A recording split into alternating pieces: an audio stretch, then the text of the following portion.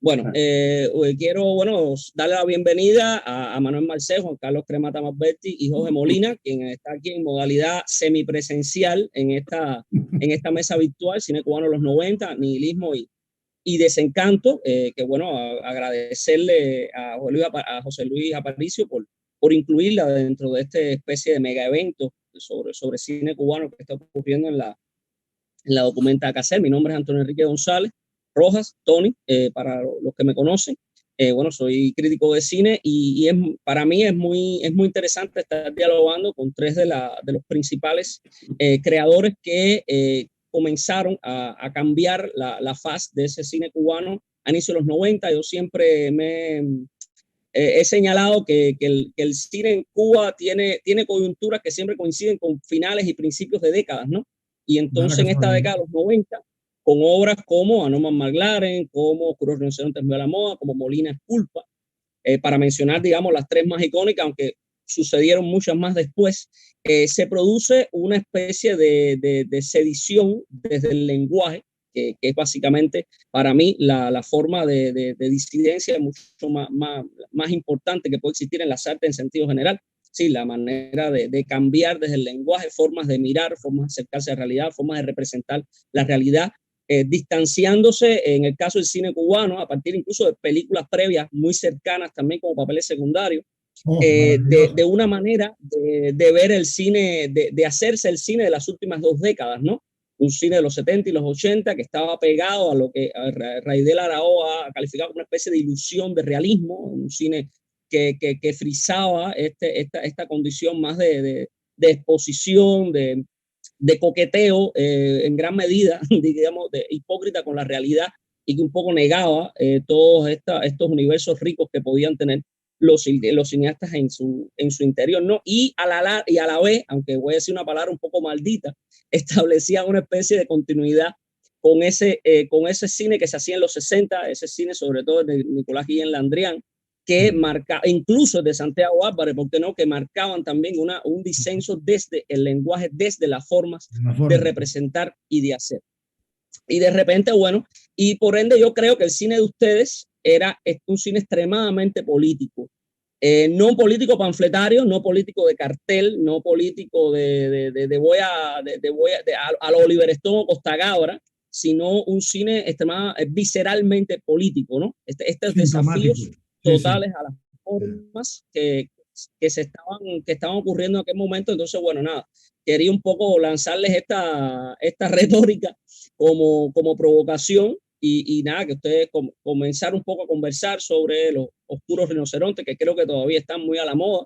Creo que no han pasado de moda. Esta Culpa de Molina, que todavía siendo extremadamente culposa, y esta otra película que tiene a Norman McLaren revolviéndose en su tumba todavía, creo yo, y que es extremadamente divertida para mí. Yo la estaba repasando ayer por enésima vez y es una de las películas que también regreso mucho este extremo divertimento a partir de estas imágenes descartadas, ¿no? Que se hace. Entonces, bueno, el que ustedes quieran comenzar a conversar de esto desde la vivencia, desde la experiencia de realizar este tipo de películas. Porque Cremata está pidiendo la palabra, así que... Mejor creo que soy el más viejo de los tres. Además, no sé si de los cuatro, porque tú tienes, me parece que tú eres mucho más joven. Pero creo que los tres... Bueno, no, tengo 40, yo era un niño cuando los rinocerontes. Bueno, nadie es perfecto, no te preocupes. Yo quisiera, primero, antes que aportar a lo que tú has dicho, también quiero agradecerle, instar a José Luis, a Tania Bruguera, que ya sabe que yo voto por ella para presidenta,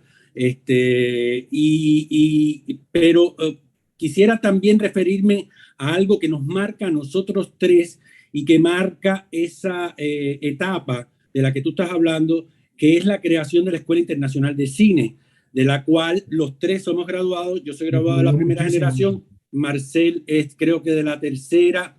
No, los dos, ustedes son juntos, ustedes son de la misma generación, ¿no? Molina es de la segunda y yo de la tercera.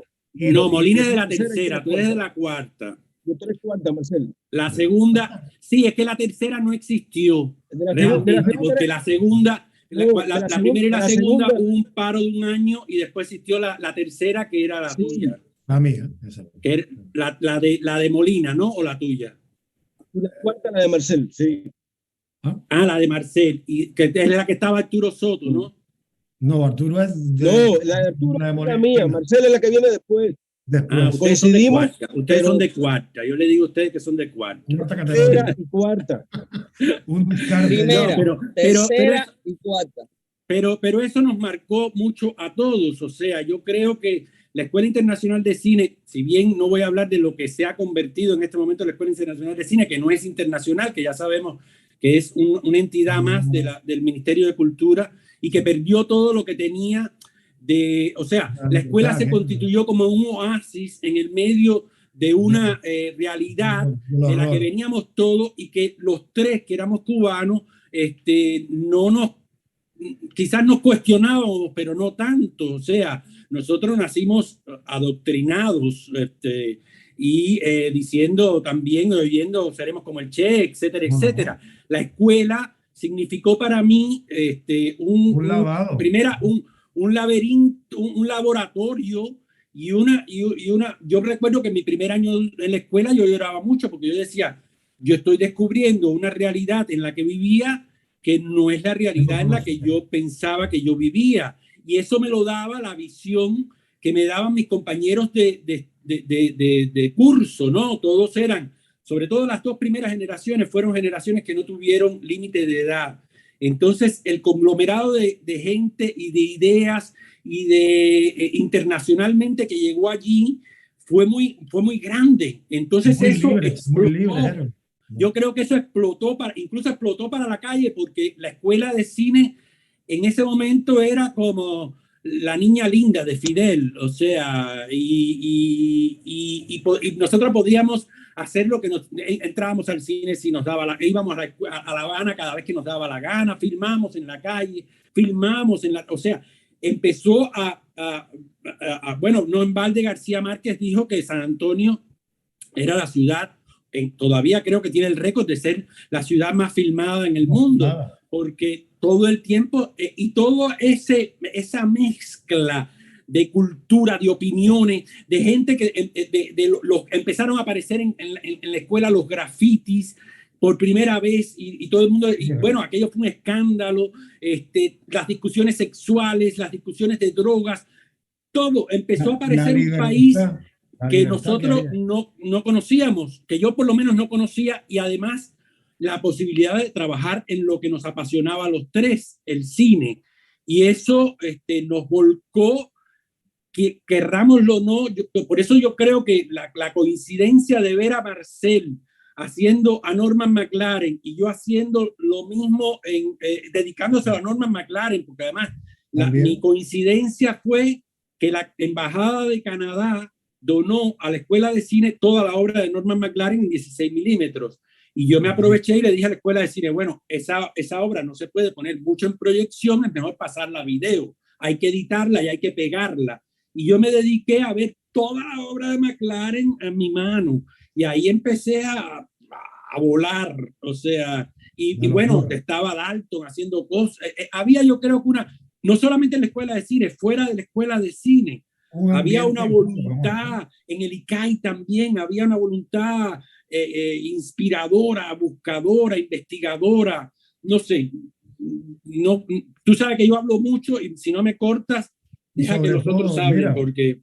No, y Bueno, lo Marcel, que pasó con la plástica, o sea, porque la También, plástica de los 80 y de principios de los 90 fue lo que lo cambió todo en el arte cubano en esa época. también. Entonces, eso inundó la Habana y nos inundó a nosotros. Yo me sentí muy influenciado por el posmodernismo y el conceptualismo, que son más o menos de la misma familia, ¿no?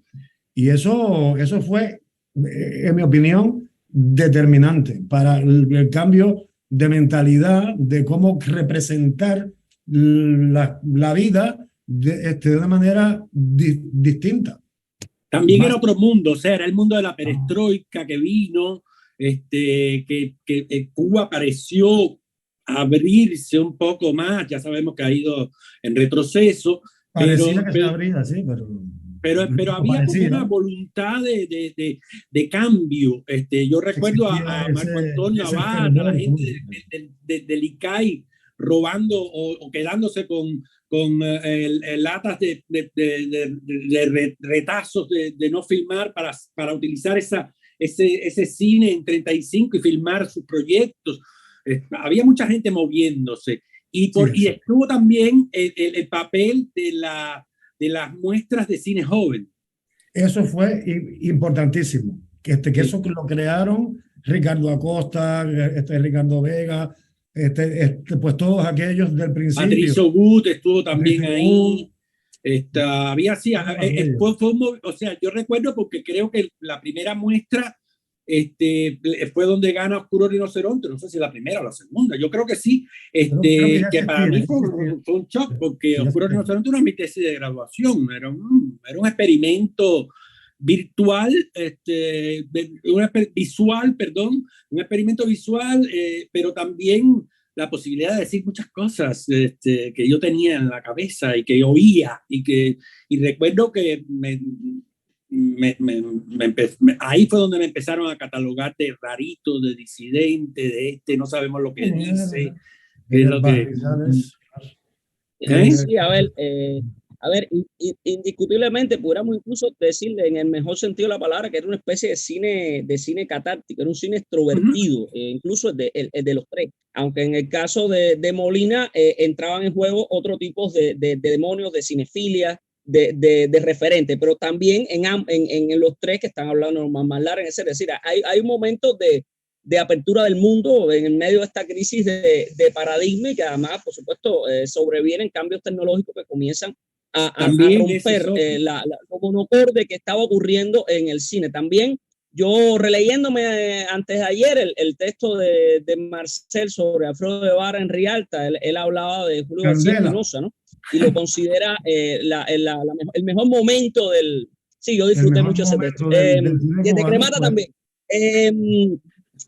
Hablas de un momento de Julio extremadamente consecuente con su propio cine, aunque por supuesto pertenecía a otra generación, pertenecía a otro momento, era un hombre de su tiempo, y yo creo que nunca está mal ser persona de su tiempo, ¿no? Pero que a la vez promovió y generó toda esta atmósfera de búsqueda, volvemos consecuente con su propio cine, desde Juan Quinquín hasta el plano que vino a filmar mucho después en la propia escuela de cine, ¿no? Entonces, gracias a él debutaron en el largo un montón de directores, incluyendo a mi favorito, que es Orlando Rojas, que hizo papeles secundarios, que eso también fue una barbaridad. Y existía el postmodernismo internacional en el cine con Greenaway, con los ingleses, ¿cómo se llama? Muchísima gente haciendo películas. Jarman, todos estos cineastas de los 70, los 80. Todo eso influyó en que nosotros hay una cosa también que cuando Juan Carlos. ¿No te oigo? Sí, mira, Marcel y Juan Carlos, que ustedes hablaban de la escuela, ¿no? Y una de las cosas que han obviado fue el acceso también a toda una cinematografía que era desconocida para nosotros.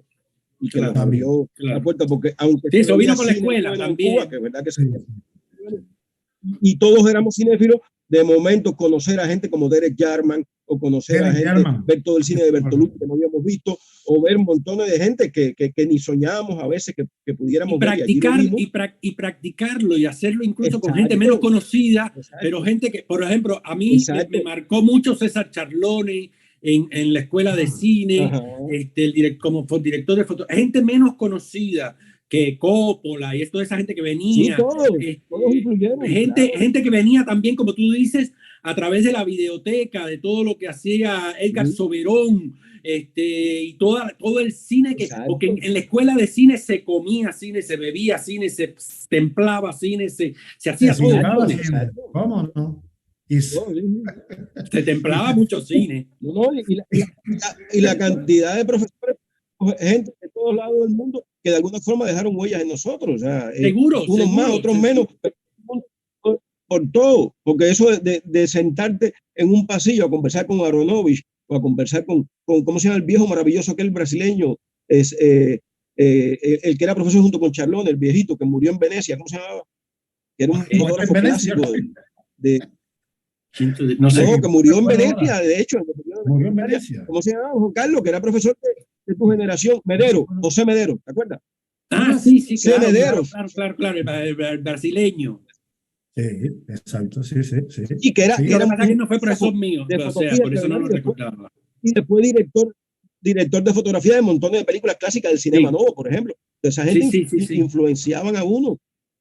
No, es que se te hacía habitual incluso, hasta pesado. Llegó fulano, llegó Benedetti, llegó García Márquez, llegó porque se te hacía habitual y eso también te hacía como una, como quiera que sea, estábamos todos jugando lo que nos gustaba hacer, ¿no? Estábamos felices ahí en la escuela. Yo era feliz en la escuela. Todos fuimos felices ahí, porque eso fue una locura maravillosa. Con libertad de creación. Y sexual y de todo. De todo tipo, libertad de todo tipo. La gente venía, yo creo que eso influyó la escuela. No en balde Alfredo hizo pública su rechazo a la escuela y dijo que él no creía en eso. Su rechazo, él la odiaba. Él la odiaba. Pero es que fue una bomba, porque eso también, tú hablabas de la plástica, pero yo recuerdo a toda la plástica y a todo el teatro y a toda la gente metida que podía hacer en la escuela. Carlos Díaz. Existió Carlos Díaz también. En el teatro, haciendo modernismo en el teatro con la trilogía aquella maravillosa de Tennessee Williams. Eso fue brutal también.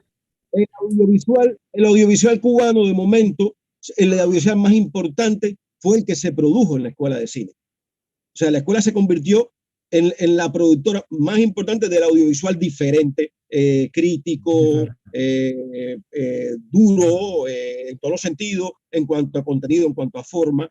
O sea, cambió el audiovisual cubano, la escuela de cine, eso es verdad.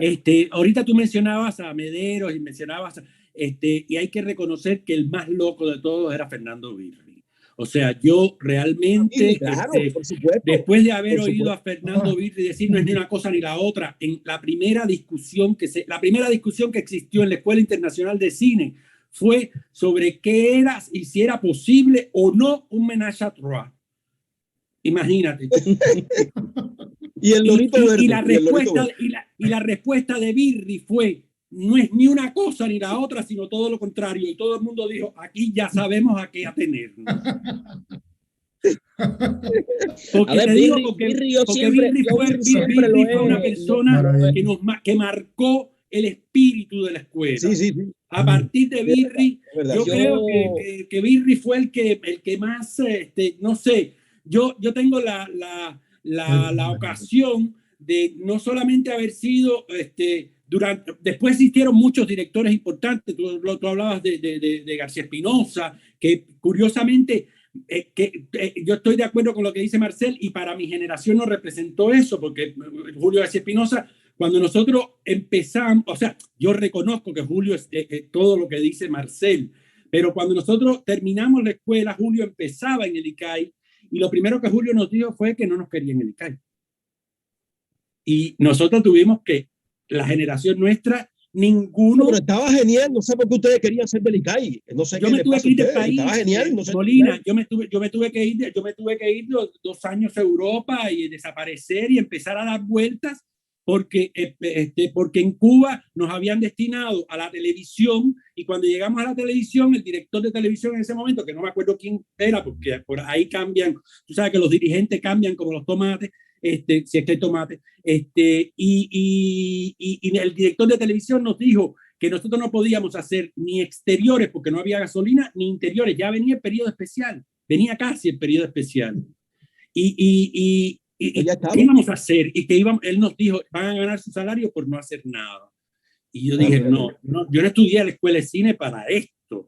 O sea, inmediatamente empecé, por suerte Oscuro Rinoceronte le fue muy bien internacionalmente, caí en el Festival de Oberhausen, que era uno de los festivales más importantes, fui con Birri, y hago esta historia porque Birri de repente pasó de ser mi director a ser un maestro, y yo tuve la ocasión de ser amigo de Birri, de viajar con Birri en su carro o en un tren y ver, bueno, Birri, yo creo que Birri me decía que yo era el delirio, yo le decía, porque tú eres el delirium tremens. O sea, Birri era un señor muy viejo con una sala de dormir.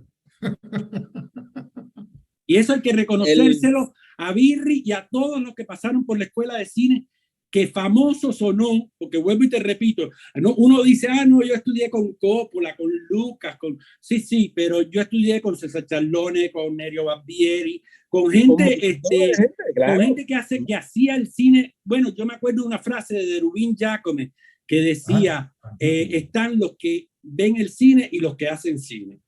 Y en la escuela de cine, todos veíamos y hacíamos cine al mismo tiempo, durante 3 años gratis, pagado. ¿Quién no va a aprovechar esa oportunidad? Come mierda. En mi caso, ahora disculpe que mencionan a Fernando Birri. Yo siempre Birri lo considero un personaje muy absoluto, en el sentido de que prácticamente inventó el llamado nuevo cine latinoamericano, que siempre digo que la ironía es que el Festival de La Habana surge cuando ya había desaparecido el nuevo cine latinoamericano como tal, como movimiento. Pero bueno, en fin. Y García Márquez también. Pero bueno, sí, pero decía, Birri forma, sí, pero en el sentido del cine, Birri forma, es decir, provoca el nuevo cine y a la vez declara su muerte con una película para mí tan cardinal como Orc, que es esta película donde ya es el delirio absoluto. Aquí se hablaba la palabra de delirio, donde ya es la extroversión, que incluso ni alguien como Jodorowsky, ni alguien como Alejandro Jodorowsky, que en ese momento yo le digo también el antibresón en ese sentido. Incluso yo he trabajado en la escuela de cine y recientemente presenté a Jodorowsky y le dije a los alumnos, todo esto que Jorge Iglesias les ha enseñado sobre eso, olvídenselo a la hora de ver La montaña sagrada de Jodorowsky, porque es todo lo contrario, igual de bien. Sin embargo, Orc igual es extremadamente sedicioso, extremadamente disidente, que es una palabra que a mí siempre me va a gustar, porque es eso, el arte se resuelve a partir de los disensos, de las rupturas, de las impugnaciones, y por ende es problemático. Y el propio Birri supo evolucionar y supo indagar y supo transitar desde este apego a neorrealista, porque al final el nuevo cine latinoamericano es extremadamente neorrealista, tardío además, creo yo, y supo, como Glauber Rocha, que es otro de los grandes en ese momento, o Luis Ospina, que nunca fue aceptado en este movimiento, también romper precisamente, es decir, en dinamitar todo es lo único que va a poder cambiarlo todo, ¿no? Y reproducir esta especie de experiencia psicodélica que Birri, especie de experiencia total cinematográfica que Birri logra con Orc, y que en las películas de ustedes también está, que es el hecho de esta sensación del cine, de que lo que se está viendo conscientemente es una construcción, es una representación. No hay hipocresía de tratar de voy a reflejar la realidad o voy a tratar de ser fiel a, sino tratan de ser fiel a ustedes. Sí, creo que eso era extremadamente importante.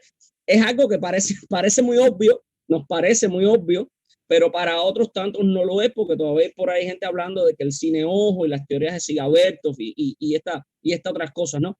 Pero creo que Birri en este sentido es ejemplar en este caso, y bueno, las propias películas de ustedes también, ¿no? Yo quería hablar un poco también de Molinas Culpa, que va hacia otras no es McLareniana, es decir, no es una película McLareniana, aunque yo siempre creo que Oscuro Rinoceronte también tiene mucho que ver con Guy Maddin, aunque posiblemente no conocieran a Guy Maddin en aquel momento. Sí, Guy Maddin estaba haciendo sus primeras películas en aquel momento también. Y se marca un paralelo entre Oscuro Rinoceronte y el propio cine de Maddin, que también estaba subiendo en esos momentos. Es decir, era otro que quizás ni se conocía en Cuba, se vino a conocer mucho después. Pero ahí está, y de repente decimos, mira, en Cuba ya se estaba trabajando con estos códigos de los silentes, ¿no? Que como una especie de rinoceronte de parodia incluso de la muerte de un burócrata. Yo la veo así también, ¿no? Es como la película que hace envejecer. Se filmó en el mismo lugar donde se filmó La muerte de un burócrata. O sea, yo creo que La muerte del burócrata para mí me parece una de las grandes películas de la historia del cine mundial, en todo sentido. Y es una película que no se pone vieja. Entonces yo tuve la posibilidad no solamente de filmar en ese piso donde se filmó del antiguo La Lonja de Comercio, sino que Titón la pudiera ver antes de morir y decirme cosas lindas. O sea, y eso me llenó mucho, de verdad. Entonces, Molina es culpa. Vamos a hablar de las culpas de Molina, que todavía la estamos pagando ahora mismo en el cine. Yo agradezco a Molina, sobre todo su tenacidad. Molina, yo admiro mucho a Molina, no solamente porque es un tipo que todo el tiempo es una enciclopedia cinematográfica que está sino que él vive el cine. A ver, uno se puede, todos lo vivimos y uno se aleja y se adentra, pero yo creo que Molina es celuloide. Entonces, está todo celuloide y experimentación y búsqueda y carne de carne. Es carne de cine. Carne. Molina es de hecho el celuloide que ardía por combustión espontánea. Molina es del celuloide inicial, ni siquiera del que no se quemaba. Molina es de ese primer celuloide que era capaz de incendiar un cine y un archivo completo, ¿no? Así que realmente eso es bueno. No, a ver, mira, yo pienso que estas películas de esa época, más que todo, son películas de juventud y de gente que quería romper con algo, como cuando somos jóvenes siempre queremos de alguna manera cambiar las cosas.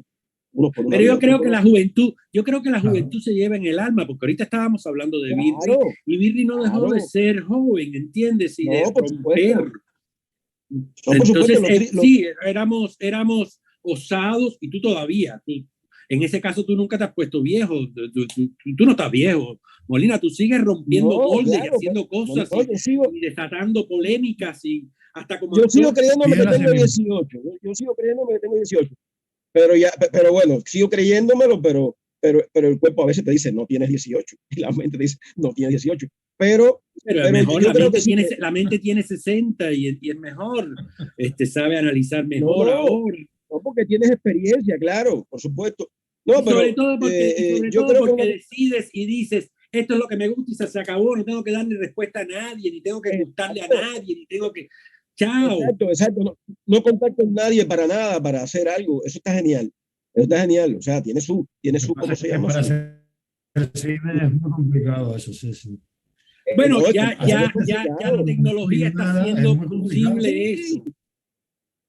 Al final es lo mismo es la misma tecnología, que la tecnología nos está dando la posibilidad de volver a McLaren, que enseñó cómo hacer cine sin tener que filmar, inclusive, hasta pintando, o sea, de cualquier manera hacer cine. Yo creo que hacer cine no es solamente hacer una película, hacer cine es vivir cine. Por eso hablo de Molina como carne, y de Marcel, por supuesto, como carne de celuloide, porque es una actitud frente a la vida, ser cineasta. ¿Por qué yo no he terminado la película que hicimos juntos, Semen, que es mi última película y que hice en Cuba? Chico. Molina, porque cuando yo me exilié empecé otra película, la película de mi vida, que se ha vuelto, incluso yo quiero convertir a Semen en parte de esa película, pero no tengo los medios económicos para terminarla. Sin embargo, estoy viviendo cinematográficamente. Yo creo que desde antes de entrar en la escuela, y tú también, y todos los que pasamos por aquel experimento, y todos los que incluso, porque quiero hablar también del movimiento de video, que fue muy importante en Cuba en esos años, porque cuando entró el video, como que se imagínate después con la computación, o sea, se democratizó mucho más. Y ahora en este momento uno siente que con una cámara de teléfono puede desatar huelgas, puede cambiar presidentes, entonces ¿por qué no hacer arte también a través de esa manera? Es mejor que el celuloide, ¿ya? La calidad de las camaritas de móvil es mejor que el celuloide. Sí, aunque a mí me gusta la textura del celuloide. Hombre, claro, ¿a quién no? A ver, ahora que Marcel habla de esto del celuloide, por acá, ahora que Marcel habla de esto de la calidad o no, cuando yo veo La ballena es buena, que es una de las obras que se están proyectando o se proyectarán en Documenta Casel, la idea que tuve, la idea que da, que al menos que a mí me da, visto desde el presente, porque las películas evolucionan, aunque sus imágenes no cambien, pero sus imágenes van ganando significaciones y connotaciones a medida que va pasando el tiempo. Y precisamente una película como esta, La ballena es buena y también La ballena es mejor, es decir, la segunda parte, la secuela, me da esa sensación de estar filmando con un teléfono en la mano. Es decir, ese jugueteo que comenzó, digamos, en los 60 con... En los 60, mucha gente que esto lo hizo, pero con unas camaronas así, o sea, pues no era tan fácil. Y yo lo hice con una camarita de la Segunda Guerra Mundial, en 16 milímetros, que era chiquitica, que pesaba un congo, pero podías hacer con ella cosas. Yo recuerdo que Oscuro Rinoceronte fue la primera tesis que se hizo, la única de mi generación, la primera generación, que se hizo en 35 milímetros, porque esa era mi justificación. O sea, yo no podía rayar y pintar sobre 16 milímetros. Y todo el mundo se graduó en esa generación, todo el mundo se graduó con un corto en 16 milímetros o en video. Y yo decía, yo no puedo, tengo que hacerlo en 35. Y eso me cambió la vida, ¿no? O sea, y después, aquel momento de encuentro con Marcel, yo dije, ¿esto qué cosa es? O sea, era como, por eso te digo, era como un aura, era como una atmósfera que se daba. De los tiempos. De los tiempos, fueron los años 80, 90. Los finales de los 80 y principios de los 90. Es que estaba en el ambiente todo eso. Entraba desde fuera y por dentro se creó pues todo eso de lo que hemos hablado ya. Fue un momento como que mágico. Yo hago una pregunta. Es casi una especie de mutación. Es decir, es casi una mutación porque es poco apreciable una transición, porque yo puedo mencionar papeles secundarios, se pueden mencionar algunos mínimos títulos, algunas cosas, pero realmente ustedes son una eclosión repentina, es una cosa que de repente se estaba de alguna manera a nivel subconsciente, a nivel generacional, a nivel psicológico, social, político, se estaba generando, se estaba cocinando de alguna manera y de repente con ustedes explota con una madurez sorprendente, porque aunque Molina diga, claro, sí, son experimentos de juventud, son películas de juventud, sin duda, era hecha por jóvenes, pero son películas que trascienden hasta ahora, sí, son películas que tienen una vitalidad, una lozanía. Yo estaba viendo El chocolate suizo, siempre se me olvida el título general, indiscutiblemente, evidentemente. Y evidentemente chocolate suizo. ¿Qué he hecho yo? Y precisamente es una película que tiene un desafío a la puesta en escena en sentido general, y por supuesto se adelanta incluso, o dialoga de una manera, dialoga de una manera muy radical con películas como Plaf y toda esta metatextualidad dentro del cine, y precisamente va hacia digamos, una especie de multiinterpretación. Es decir, hay un autosabotaje interno de la propia película con la banda sonora que se le añade, y bueno, esta propia historia alrededor de ese rollo que se encuentra, ¿no? Un rollo que se encuentra, es un fake, es casi que el primer fake, uno de los primeros fake de los que se pusiera a hablar aquí en Cuba, y que también da lugar, en parte, creo yo, a algo como Clase Z Tropical de Miguel Coyula, ¿no? Después en el año 2000. No he visto eso. Ajá. Ya lo veré, bueno, no sé. Sí, no ha parado. Yo creo que no ha parado porque la muestra tuvo, que no me acuerdo, yo no sé si se llamaba muestra en aquella época, pero tuvo una primera etapa, después paró y se retomó. Y yo creo que la muestra siguió siendo, bueno, de hecho, yo creo que la historia del cine cubano es la historia de su censura, porque hubo censura tras censura durante todas las generaciones. Todas las generaciones. Yo después, por suerte, cuando regresé a Cuba, pude, después de haber hecho todo, yo tuve que vivir como 5, ya te digo, durante la época de Julio, yo tuve que irme a hacer vida por suerte, fuera de Cuba.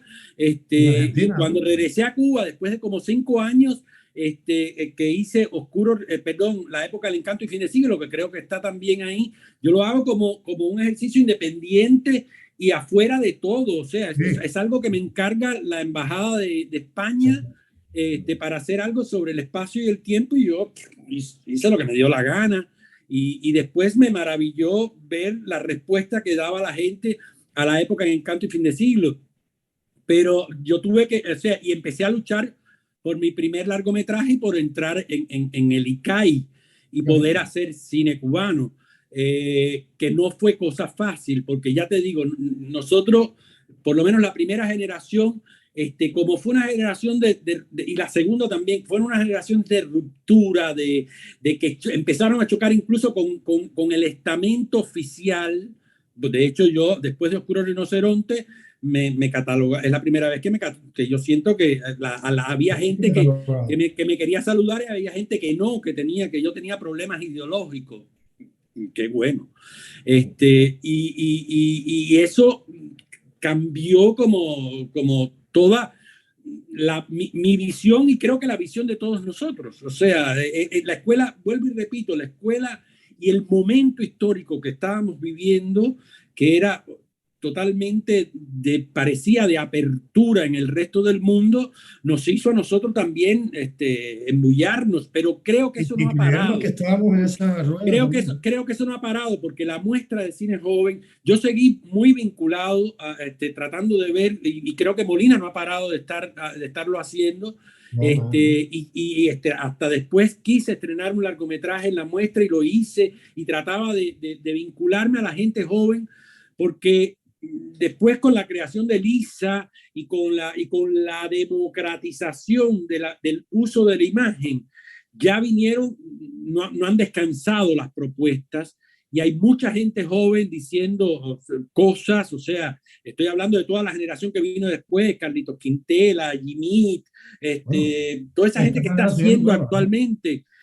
Incluso estoy seguro que hay la gente de Holguín, hay mucha gente, ya es un poco difícil controlarlo, ¿no?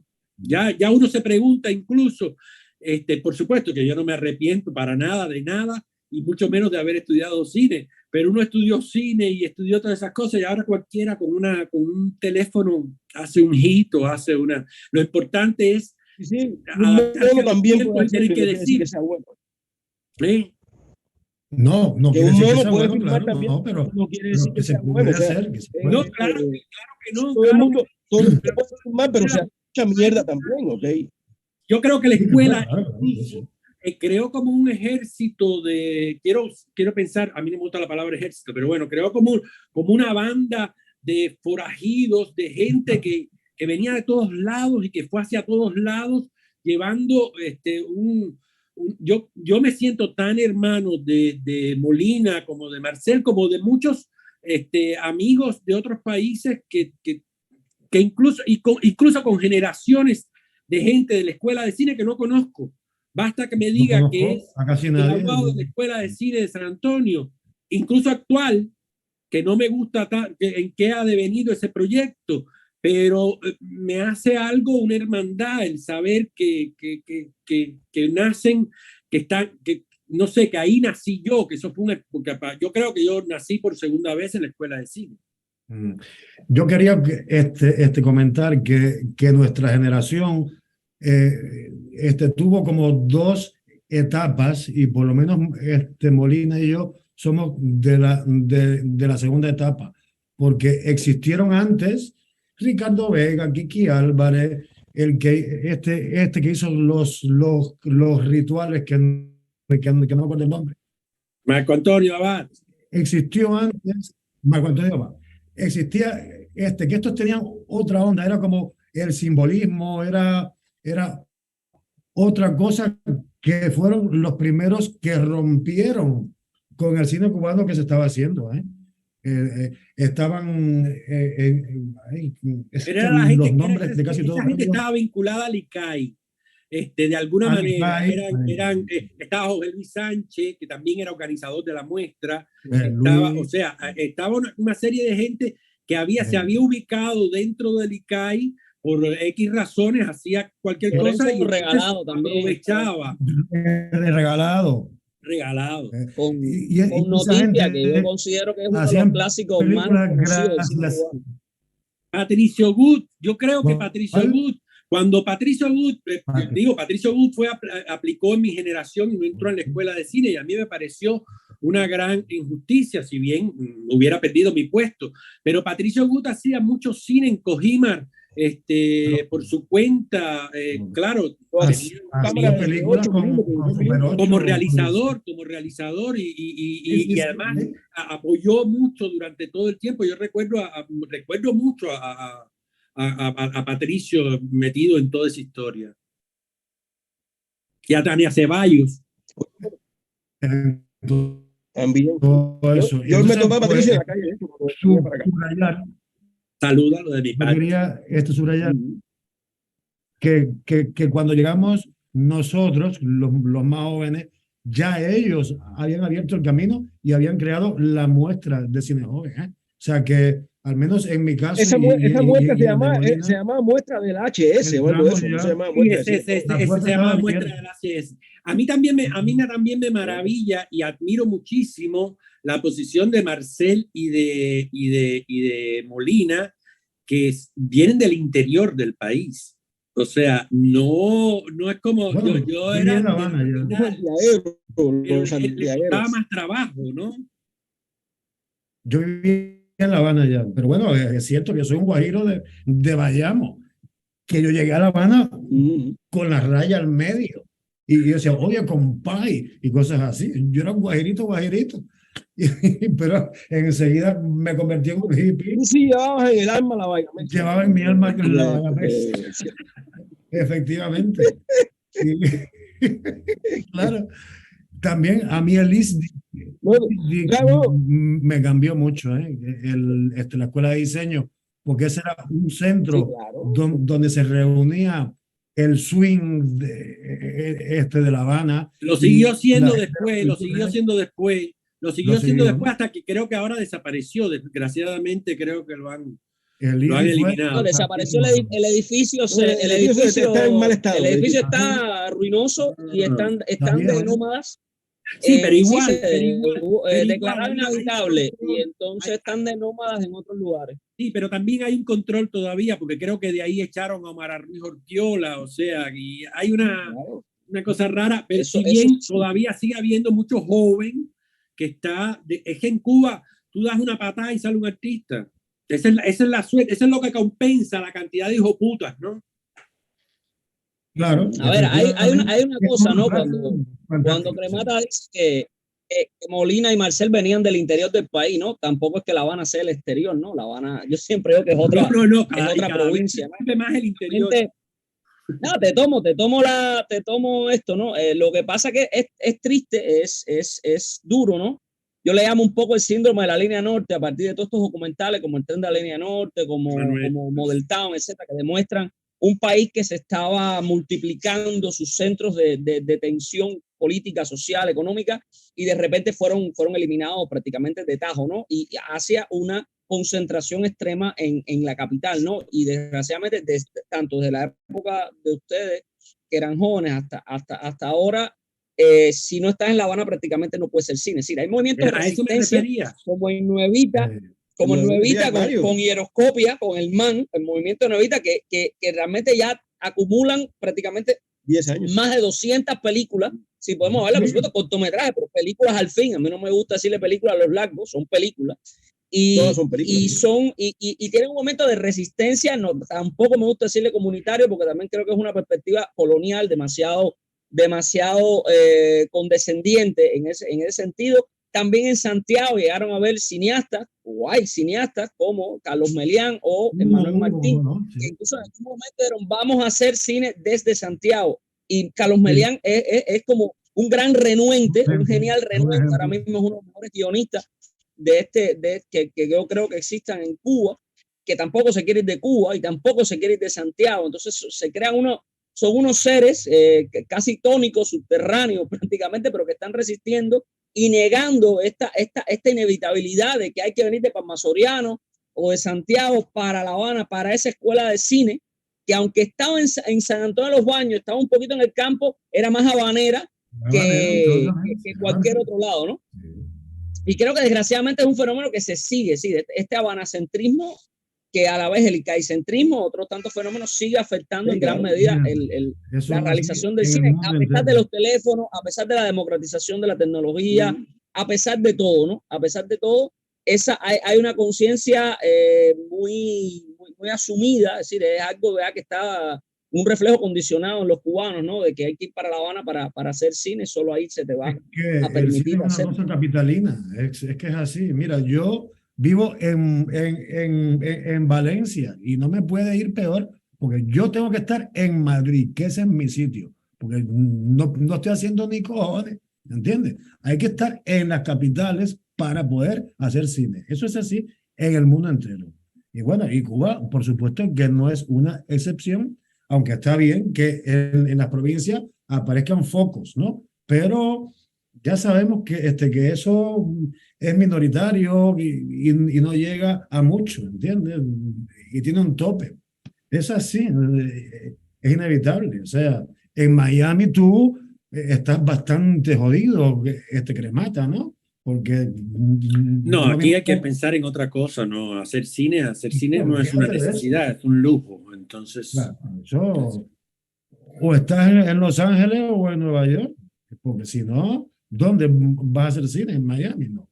¿Entiendes? No, se hace cine en Miami, se hace cine en muchas partes de aquí. Se hace mucho y mira Moonlight, se hizo aquí, pero en cualquier parte lo que hace falta es dinero. y sobre todo yo creo que idea. Yo respeto mucho cuando apareció después, y hablando de gente joven, la figura de Arturo Infante, que a mí me resultó como una explosión cuando lo vi. Y recuerdo un corto de él en una muestra de cine que nada más que duraba 1 minuto y yo era jurado, una cosa así, y una pelea mía con Nelson Rodríguez, el editor, que también era parte del jurado, que me decía, pero eso dura 1 minuto, y yo le decía, sí, pero es una buena idea, y una buena idea a mí no me importa cuánto dure, es una idea diferente, es una idea original. Y después se bajó con aquella historia, esa historia del barroco latinoamericano. ¿Cómo se llama esa historia? Utopía. Que tú estás ahí. Utopía, que es una maravilla. Aquella que es en Utopía. ¿Cuál es la que empieza Sergito diciéndole a una chiquita, Sergito, vamos a cingar, una cosa así? Vamos a cingar. Es ella que lo dice. Es ella. Comer, beber, partir. comer, beber, partir. Es una especie de trilogía, de película coral de cortometraje, ¿no? Yo le decía que yo quería trabajar con Arturo, yo quería hacer cosas con Arturo, porque Arturo era como, wow, y como Arturo, hablo de Arturo porque es una generación que nos sigue a nosotros, pero siguen, Ginita a mí me maravilló, siguen, y no en balde son, hasta Molina también, son censurados, o sea, somos censurados. Sí, basta con... Es el discurso, es la otra cara. No, a ver, oficial. Molina nunca se ha podido poner en la televisión. Sin Molina nunca ha salido nada entero, ninguna película. Tampoco me importa. Que quede claro, ¿no? A ver, mira, yo quería hablar de algo, a ver qué piensan ustedes, ¿no? Yo quería hablar de algo que a mí siempre me ha dado como martillado la cabeza, ¿no? Porque mira, nosotros sí, y como otros, hemos sido parte de generaciones que de alguna manera han renovado cosas, han provocado cosas, eso está bien. Pero a mí lo que siempre me llamó la atención, y eso tú lo sabes, Marcel, porque bueno, tú lo sabes, me conoces todavía, Juan Carlos quizás menos, lo sabe también, pero a mí lo que siempre me llamó la atención, y lo dejo claro siempre en cuanto a entrevistas me hacen y todo eso, es por qué la necesidad de gente que eran rompedores, de gente que de pertenecer al sistema, de que el sistema lo quiera, de que le pasen la mano por arriba. Entonces, ¿qué pasa? A ver, voy a terminar para que después ustedes hablen. Voy a tirar la podrida. ¿Qué pasa? Lo que yo siento es que ustedes y parte de los demás, ¿no? Que les pasó o que buscaron el acercamiento a las instituciones oficiales y todo eso, perdieron frescura, perdieron toda la ira, perdieron todo eso porque al final pertenecer te hace parte de un control para con lo cual tienes que transar, tienes que de alguna manera vender tu alma, ¿no? Entonces, yo siempre estuve en contra de eso, bueno, sigo en contra de eso, y yo sé que son posiciones en la vida, son posiciones que te llevan incluso a pasar hambre, como me ha pasado a mí, pero yo tengo una ética muy, o sea, ni mejor ni peor. Lo que quiero hablar es de lo que yo siento y de lo que siento no solo con ustedes, con los demás que han pasado, por decir y no sé qué, esto, lo otro, que para mí sus películas perdieron fuelle y al final todo el mundo se exilió, que es la otra que me llama la atención. Y el exilio es más complicado hacer, lo he visto por lo que pasa con mis colegas. Ahora quiero que hablen de eso, lo digo y lo estoy hablando con el corazón porque ustedes son mis hermanos y los quiero con cojones y ustedes lo saben, pero quiero que hablen de eso. Bueno, yo no creo que haya sido tan así. Y me refutan, si quieren. Yo no creo que haya sido tan así. Yo no creo que haya sido tan así porque yo precisamente me fui del país, después saliendo de la escuela de cine, estuve 5 o 6 años fuera dando vueltas por el mundo y me di cuenta porque en esos momentos, no es como ahora, en esos momentos se pensaba, o yo pensaba, después descubrí que no, que el cine cubano se hacía en Cuba. No era así, porque aquí se hacía mucho cine y estaba el Súper y estaba Azúcar Amargo y estaban gente moviéndose por el resto del mundo que nosotros no conocíamos y que de repente me dio una visión, la misma visión que tenía yo en la escuela, la tuve después vivencialmente desde afuera, desde conocer más de Cuba. Yo conozco mucho más de Cuba fuera de Cuba que dentro de Cuba. Te puedo decir, durante toda mi vida aprendí muchísimo más de Cuba fuera de Cuba, porque en Cuba se oculta muchísimas cosas de historia, no solamente por problemas políticos, sino también por dejadez, por cualquier cosa, se oculta muchísimo. Entonces, cuando yo regreso a Cuba, después de haber obtenido una Guggenheim en Nueva York, etcétera, y mi deseo era regresar a donde estaba mi gente, a donde estaba mi público natural, donde me había formado. Yo hago, en la época del Encanto y Fin de Siglo, es lo primero que yo hago cuando regreso a Cuba, y eso incluso me trae hasta problemas. Cuando yo me acerco al ICAI, no es que yo me acerco al ICAI, yo regreso a hacer la primera película independiente que quería hacer, que era Nada, y en ese momento no fue así, estaba haciendo... este hombre estaba haciendo Los Latinos, que también, los latinos no, ¿cómo se llama el grupo de los cantantes? Los Zafiros. Los Zafiros, estaba haciendo Zafiros. Yo recuerdo que yo empecé a hacer la producción de Nada como una producción independiente. Yo tenía una productora norteamericana y vino y el ICAI se metió, porque Cuba también, hay que entender que en Cuba no se hace lo que tú quieres. Tú puedes hacer lo que tú quieres dentro de lo que te dejan hacer, porque si tú te buscas mucho lío, Molina, y tú, es verdad que tus películas son polémicas, etcétera, pero si tú subes un poco más el tono, como me corrió a mí con El Rey se muere, porque yo me acerqué a la oficialidad para precisamente ganar una posición que me permitiera salirme también y hacerlo. Porque después yo hice Chamaco fuera del ICAI. Porque cuando yo hice Nada, que además cuando yo hice Nada se estrenó primero en Cannes y en Cuba me cerraron absolutamente todas las puertas del ICAI. Yo me acerqué al ICAI y cuando yo vuelvo al ICAI, nuevamente después de estar enfermo, después de estar casi muriéndome, y hago el premio Flaco porque quería hacer el sueño de mi vida y porque quería hacer una película de actores. A mí no me importaba ni el ICAI ni nada. Yo hice Viva Cuba, mi segunda película, la hice fuera del ICAI y es, creo, una de las películas más cubanas y más conocida internacionalmente porque es la primera película con niños. Entonces, Viva Cuba también tiene no es un discurso oficial. Viva Cuba no habla de nada de eso. Viva Cuba habla de otra cosa. Lo que pasa es que por supuesto que yo hubiera querido hacer Nada, Nadie y Nunca, pero ¿con qué ICAI? ¿Con qué? O sea, la otra era, desde que yo salí con Oscuro Rinoceronte, a mí Aldana me puso el dedo encima, ya yo estaba marcado como disidente. Entonces, mira, yo no tengo nada que perder. Y yo empecé a tratar de ganar posición entre lo que me dejaban hacer y lo que yo quería hacer. Y tuve un grupo de teatro y empecé a hacer cosas. O sea, no es que la experimentación yo empecé a vincularla de otro modo, ¿entiendes? Porque también hacer una cosa convencional, oficial y fajarse dentro de ese límite, también hay que tener talento para hacerlo y no buscarse problemas. O sea, yo no es que no me buscara problemas, yo creo que llegó un momento en que decidí que yo decía lo que decía y para el carajo, yo era quien era y si yo era maricón, a nadie le importa, soy yo, ¿entiendes? Pero ya porque había ganado una posición con mi primera película que fue de casualidad, porque cuando yo entré a hacer Nada, no había nada en el ICAI, incluso el director era el cambio de Alfredo Guevara al otro, a Omar González.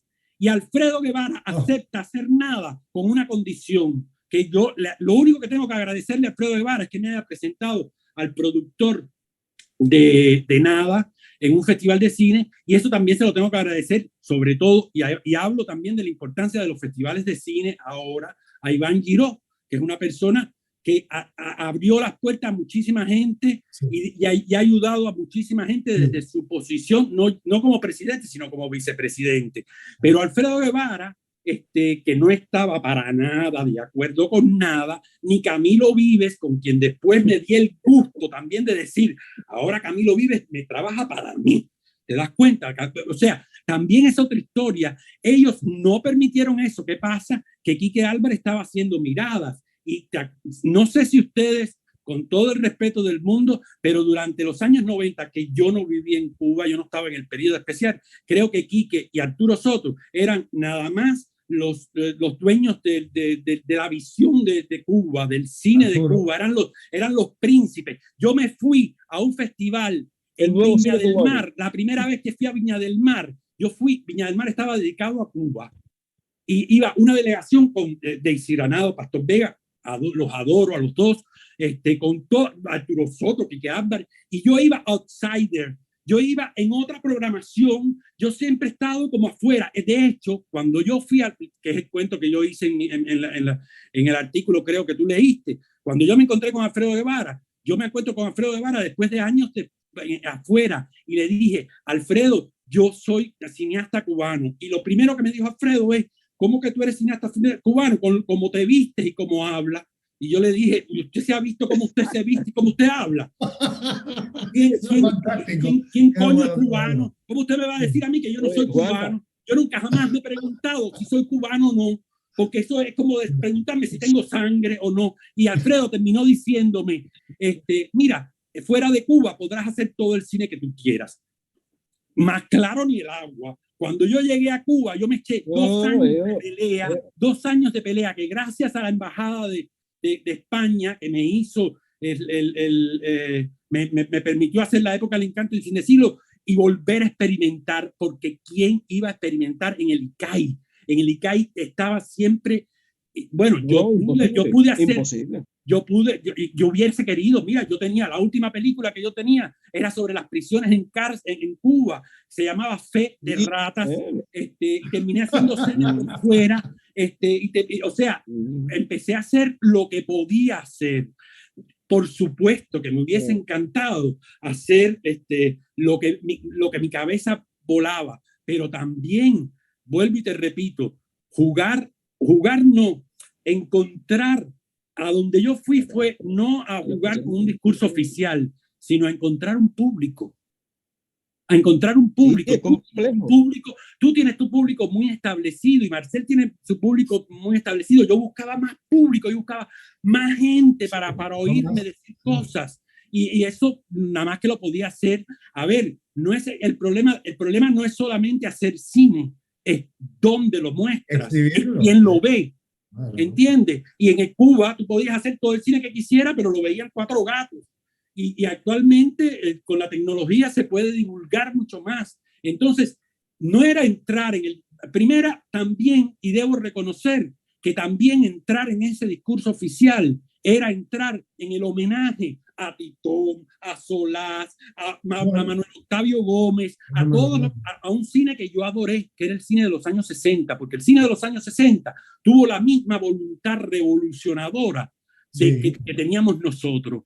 Y también por eso yo decía, por eso yo decía que ustedes establecieron una especie de conecto, es decir, lograron salvar una grieta de alrededor de 2 décadas, de los 90 a los 60, con este espíritu inicial. Hace poco lo dije también respecto a la animación, pero, que también sucedió con esta animación de los 60 en el ICAI. Estos primeros años en lo que se convirtieron los estudios de animación del ICAI, que era una animación didáctica, moralista, pacata, sexuada, solo para niños y jóvenes, y después la animación independiente también logró un poco más para acá, por las condicionantes tecnológicas, logró también salvar esa grieta y continuar y perseverar en ese legado, no repitiendo, ¿no? Sí, pero ojo, un poco también lo hicieron. En esa grieta no se dejaron, en esa grieta no se dejaron de hacer cosas, porque en esa grieta hubo mucha gente censurada, hubo mucha gente, el director de María Antonia, claro. Techo de Vidrio, Sello Giral. Estuvo esa es una época, sí, ya te digo, la historia del cine cubano extremadamente discriminado. La historia del cine cubano. Sello Giral decía, el término racista de negrometraje, esto es terrible, y eso fue algo lo que fue víctima Sello Giral dentro del mismo ICAI. Yo recuerdo exfuncionarios, incluso todavía te lo hacen como un chiste, ¿no? Que dicen, no, aquí no se hace cine negro, sino se hace cine de negros. Y entonces era esta voluntad que tenía Sello Giral de mirar hacia la historia, de mirar hacia un pasado, de discursar del presente sobre el pasado, que es algo que hizo Titón con la última escena de una pelea cubana contra los demonios, pero Giral también lo hizo con varias películas. Lo único que lograba es que le dijeran que hacía negrometraje. Es decir, ahí de repente también se manifestaban hegemonías heteropatriarcales, prejuicios totales que existían dentro del ICAI. No sé, es extendiendo este concepto de los 60, cuando el Caimán dijo que la poesía es de los hombres, para los hombres y con los hombres, ¿no? Y ahí marcaba completamente una barda de discriminación, de exclusión que se fue manifestando en todo. Yo quería, si me disculpa Cremata, quería oír a Marcel respecto a lo que Coyula, Molina. Le dije Coyula, respecto a lo que Molina, estaba pensando en Coyula ahora. Respecto a lo que Molina estaba diciendo, ¿no? Entonces quería escuchar a Marcel también acá. Mi caso, a ver, mira, el tema es que a partir de mi tercer corto, por ahí, se interesó en mí Pepe Horta, que era el director del Festival de Cine Latinoamericano. Y Pepe me dijo, mira, cuando tú tengas el proyecto que tú quieras, ven a verme y trataremos de hacerlo porque yo quiero que tú entres en el ICAI. Entonces, aparte de que yo siempre soñé con entrar en el ICAI, ni siquiera tuve que pelear por eso. Fue Pepe quien me dijo, ven para acá. Entonces, el primer proyecto que le llevé yo fue un mediometraje de ficción que se llamaba Nos vemos en Atlanta, y que a él le pareció grosero y no sé qué cuánto, y no le gustó. Era experimental, era raro, una cosa extraña, ¿eh? Y él me dijo, mira, eso no me gusta, ¿no? Entonces, bueno, cuando yo acabé la escuela de cine, yo me fui a Costa Rica porque yo tenía el plan con Catalina Murillo, una costarricense de mi año, en escribir un largo allá en Costa Rica. Y ese largo no hicimos nada. O sea, Catalina, pues, porque estaba en su gozadera, y yo porque había dejado en Cuba a un gran amor, Gonzalo, y también, pues, yo pensaba, coño, si Pepe Horta me dijo, ven, ¿por qué yo no intento otra vez entrar ahí, ¿no? Entonces yo quise hacer ese performance que es Marcel a Spinetta, que es una fantasía donde yo me creo una estrella pop o rock, y que también es muy sintomático, porque está hablando de escapismo. De rock argentino. De rock argentino y de escapismo, ¿no? Y de crear una atmósfera glam y no sé qué, y yo ser una estrella, y además yo era fotogénico en esa época. Me le aparecí a Pepe con el proyectico ese que era muy barato de hacer, y le encantó. En cuanto escuchó la canción de Spinetta que le llevé, se quedó así y me dijo, no me gusta mucho. Y digo, ay, mi madre, por favor. Y dice, es una broma, me encanta. Y bueno, y fue muy fácil hacer eso.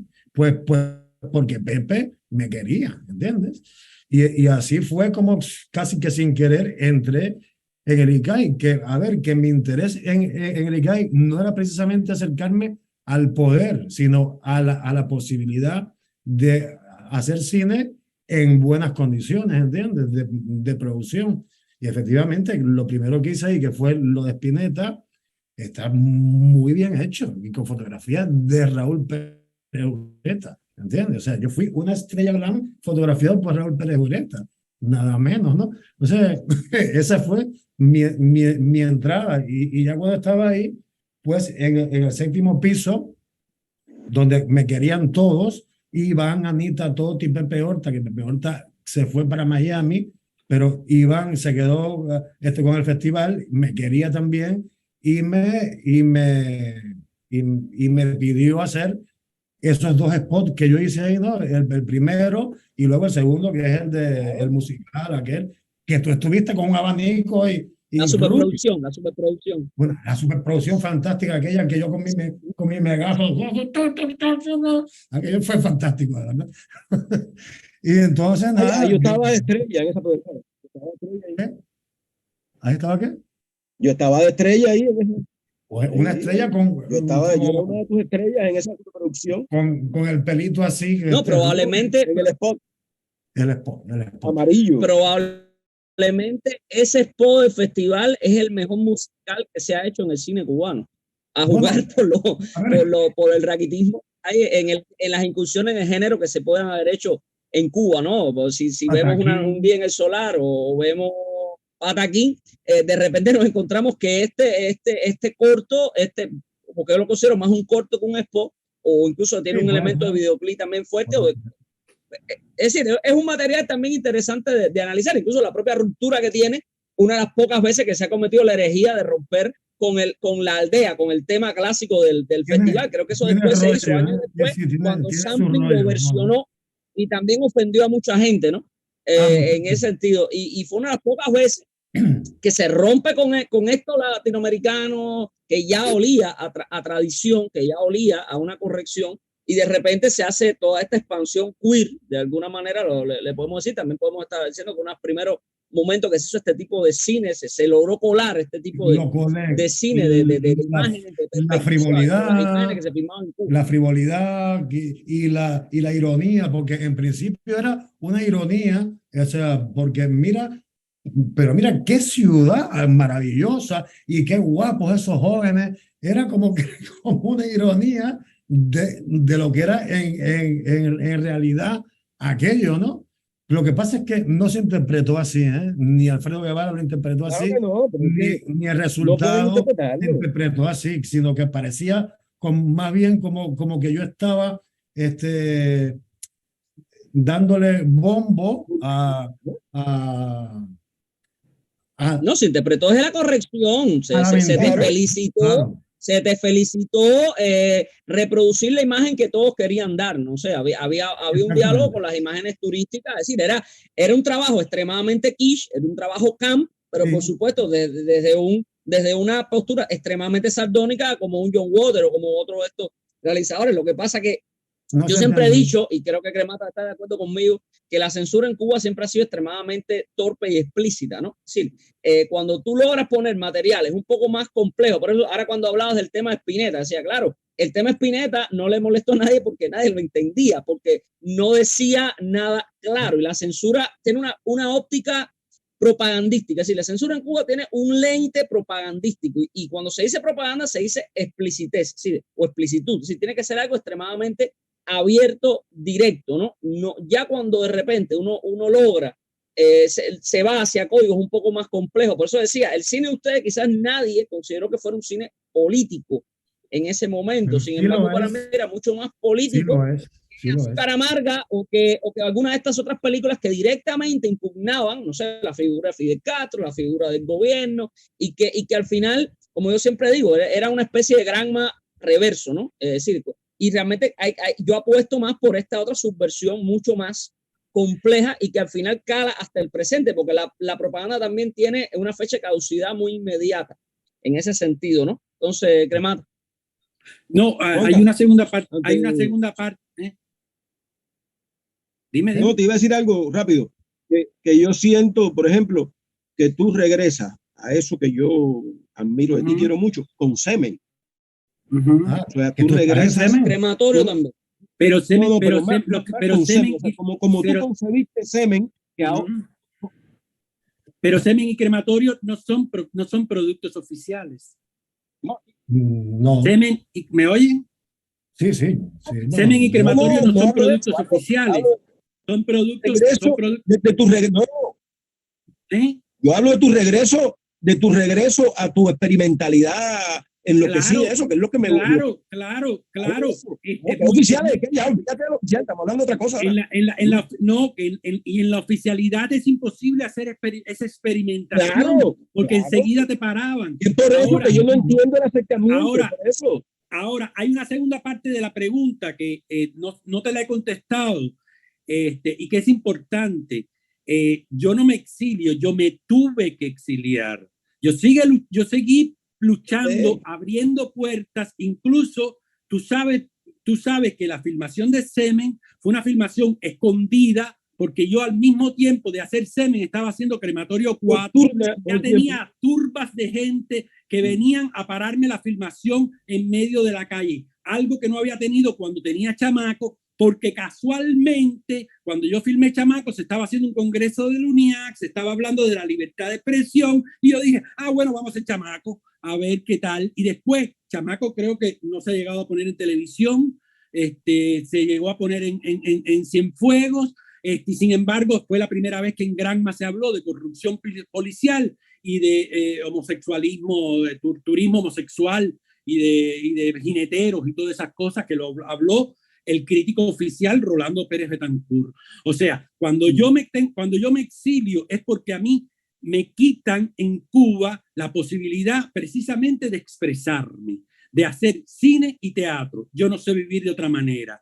Y por lo menos aquí en el exilio le hago mucho más daño a toda esa gente expresándome y diciendo lo que siento. Mi experimentación también está en... yo seguí haciendo aquí a mi manera, utilizando, seguía haciendo unas cosas que se llaman unos cortos microcinema, que son corticos de un segundo, experimentales para las redes sociales. Yo utilizo mi cuenta de perfil de Instagram, Twitter y de Facebook como un proyecto cultural donde hago memes y estoy haciendo un largometraje, fíjate, porque me estoy también adaptando a la idea, un largometraje, o sea, me estoy adaptando a la idea de también el mundo está cambiando a una velocidad que el lenguaje también no puede ser, no es el lenguaje con todo lo que adoro a Bresson y con todo lo que adoro a Resné y con todo lo que adoro a Patitón. El mundo actualmente, chocolate diciendo el pipi tuyo es más rico que el mío, gana mucha más gente. Entonces, ¿por qué no aprovechar esos medios para también difundir? Yo respeto mucho a la gente. Yo respeto mucho a la gente que utiliza el Facebook y esas cosas para obras de arte, no para culitos, teticas, perritos. No. La única resistencia a la incultura, y ahí está la revolución, la oficialidad, todo ese discurso mítico, toda esa mierda de adoctrinamiento que nos metieron durante mucho tiempo y que todavía está ahí. Mira, hay que enfrentarla con las herramientas que uno tiene con arte. Vuelvo y te repito, yo estoy, ni más ahora que Junior García, que es el autor del texto de Semen, se volvió polémico y todavía yo tengo ganas de terminar Semen, pero tengo que vivir y en Cuba se vive en otro mundo. O sea, aquí hay que reinventarse. O sea, no es el exilio, cuando tú hablas del exilio, y yo con todo el respeto y con todo el cariño que te digo, en Cuba la visión que se tiene sobre el exilio es muy equivocada y es muy dañada. Y al final es el exilio el que está manteniendo los sueños de los cubanos. Es el exilio que está manteniendo a todas las familias. Es el exilio que está manteniendo las monedas y es el exilio que está incluso hasta construyendo los puñeteros hoteles. Porque es el exilio la gente que además está manteniendo esa historia, Molina, que además a mí me interesa ahora mucho más, porque en este exilio yo he conocido y hablo con orgullo del exilio, porque Martí vivió mucho más tiempo fuera de Cuba que en Cuba. O sea que Martí fue un gran exiliado y vivió en Estados Unidos. Todo el mundo dice, Martí dice, viví en el monstruo y le conozco las entrañas. Sí, todo el mundo habla del monstruo, pero no habla de vivir. Martí vivió en el monstruo, vivió. Y pudo escribir y pudo expresarse. Yo no tengo voluntad de mártir para estar en Cuba y respeto mucho la posición de Luis Manuel Otero Alcántara. Respeto mucho, bueno, por algo quiero a Tania Bruguera como presidenta, fíjate. Los respeto mucho, esa tenacidad. A mí me cerraron las puertas de poder respirar en Cuba.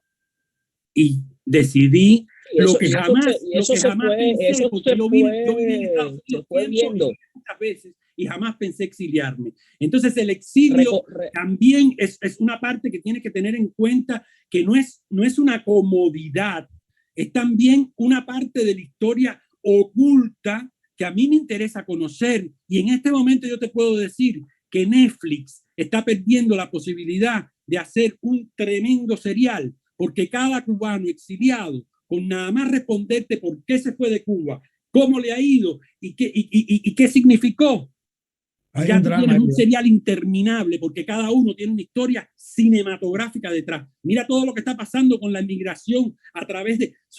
yo no sé cómo no se ha filmado, estoy seguro que hay gente que lo está filmando con video, con cámara, porque ese es el nuevo lenguaje que viene, el nuevo tiempo.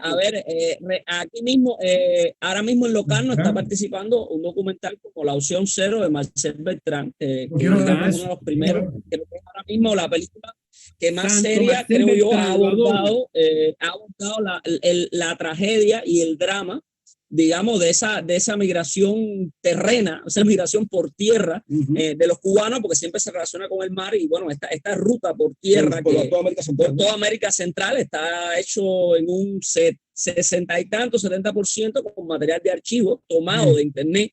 Es decir, en internet existen una cantidad de imágenes, libres, digamos, geniales. Por supuesto, existen muchos urinarios, pero pocos Duchamps.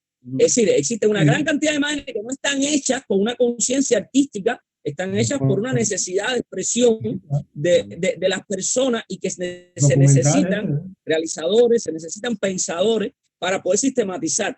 Recientemente hay otro documental que se conoce mucho menos, de Josué García y Marcos A. Iglesias, que son dos jóvenes realizadores graduados recientemente, hace muy poco de FANCA, que se llama 35 permutaciones, un exilio. Es un título bastante extenso, que está hecho con imágenes de archivo de todo lo que los cubanos emigrados mandaban, esos famosos casetes que en los 90 se mandaban, casetes VHS que tú mandabas, o beta, que la familia mandaba de fuera para que tuvieras la casa, el carro, para que tuvieras donde yo visitaba, para enseñarte las pastillitas en inglés que te mandaba. Y mira, es muy lindo el documental, ahí tiene planos inolvidables cuando hay una persona enseñando a la familia, traduciéndole un pianista, estas pastillas para qué, o enseñando la nieve a la familia por primera vez, ¿no? Tuvieron que revisar cientos de horas de este tipo de casetes para lograr hacer este documental, que además tiene un elemento también de montaje a partir de unas fórmulas matemáticas, etcétera. Es muy interesante también a nivel de lenguaje. Yo me reconcilié mucho la última vez que lo vi, porque inicialmente me había despertado ciertas suspicacias de la forma, ¿no? Y sin embargo se están haciendo estas películas con estos materiales que existen, que están ahí, que los cubanos están filmando. Como decía en algún momento Gustavo Arco, hay que ver qué imágenes están filmando los cubanos, no solamente en Cuba. O como dice Juan Antonio García Borrero, Cuba hace tiempo no es la isla. Cuba hace tiempo es un espacio mucho más expandido, imaginado. Yo más bromistamente digo que Miami es como Hong Kong, Miami es como es una especie de otra provincia de ultramar de Cuba, o en gran medida es esa. Yo te diría que es la capital. Un poco el síndrome yo te puedo decir que es la capital de todos los cubanos. Esa cuestión de, disculpa para terminar, de que Cuba está donde están todos los cubanos. Es decir, el cubano es un ser resiliente por naturaleza. Es decir, lo cubano es una actitud resiliente que se resiste a diluirse, que se resiste a mezclarse. Hay una pureza ahí que se intenta mantener todo el tiempo, que quizás es algo que todavía no se pueda sistematizar intelectualmente, pero que está ahí, ¿no? Yo puedo decirte que Miami es la capital de todos los cubanos y es el municipio cabecera, papi. Es Consolación del Norte, le dicen. No joda. Por aquí pasa todo el mundo. Además, ojo, es que también yo entiendo que hay mucha gente en Cuba que tiene la misma visión que yo tenía antes de Miami.